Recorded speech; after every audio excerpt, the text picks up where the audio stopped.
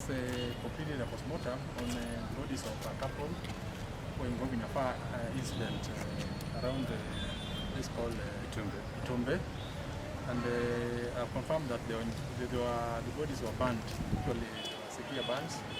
I also confirmed that these persons were alive when the fire broke, and because of the findings which you saw, including soot in the airway, soot in the esophagus, and also red discoloration of tissues. There are issues which are raised on whether this fire was caused by arsonists or all that.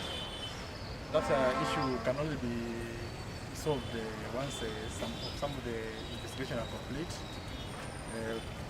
Bear in mind that we've taken some samples which we are going to look for what's called accelerants in the body. Also taken some sample which can look for toxicological analysis in the body, just in case these persons had some chemicals in the body which could have made them not be able to know that there's fire. Yes, that's all.